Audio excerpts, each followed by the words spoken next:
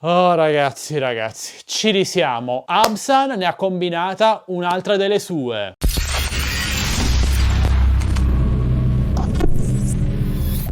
Devo essere sincero, dopo che con l'Absanzino ha mostrato un ottimo comportamento, aggiornandolo costantemente e migliorando una situazione iniziale davvero disastrosa, Che sta succedendo? Pensavo che Absan avesse imparato dai suoi errori e quindi andasse a proporre finalmente un nuovo drone, l'Absanzino 2, che finalmente già dall'uscita si sarebbe rivelato un ottimo prodotto, ma purtroppo Absan ci è cascata di nuovo. Precisiamo, a me l'Absanzino 2 non è ancora arrivato, è in viaggio, non so bene quando mi arriverà, però mi avete già condiviso sul mio gruppo Facebook, che trovate linkato qui sotto in descrizione video, alcune testimonianze e video che mi hanno lasciato davvero con l'amaro in bocca, per non dire di peggio. Partendo da buona parte degli Absanzino 2 che purtroppo non si connettono alla loro applicazione dedicata, o meglio, si connettono ma non trasmettono il segnale video sul display del nostro telefono. E Absan, una volta contattata, ha dichiarato che si tratta purtroppo di un problema hardware e richiede una correzione, una riparazione fisica.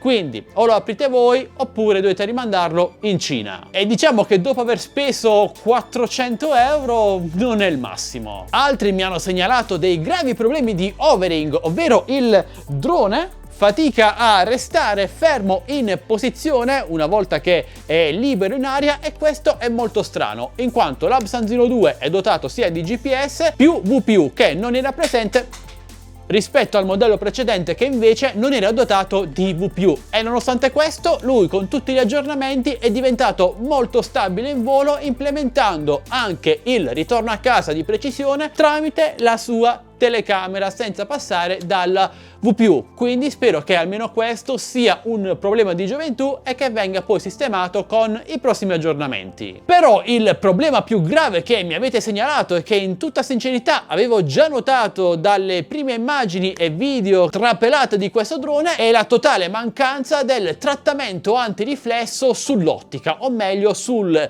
vetrino posto davanti all'ottica del drone. E purtroppo senza questo trattamento è molto facile che nell'immagine, nelle foto scattate, nei video registrati vengano fuori dei riflessi come questi che mi avete inviato. È molto strano perché questo trattamento è eseguito su droni anche di fascia molto economica, per dirvi è eseguito anche sull'Absan H501S, quindi non capisco perché Absan non l'abbia fatto sull'Absanzino 2. Spero che sia una dimenticanza e che forse gli invii tardivi degli Absanzino 2 siano dovuti proprio a un tentativo di correggere questo grave problema. Problema che può essere risolto praticamente applicando un filtro davanti all'ottica. Sì, ok, si può fare, è facile, i filtri costano poco, però sarebbe stato gradito che il drone base originale avesse avuto questo trattamento. E purtroppo i problemi segnalati per l'Absanzino 2 non terminano qui. Tra modelli incapaci di andare dritti in linea retta ma vanno storti o verso destra o verso sinistra nonostante le calibrazioni, brick del drone cercando di aggiornarlo, e Follow Me che non funziona, non capisco come alcuni youtuber abbiano paragonato l'Absanzino 2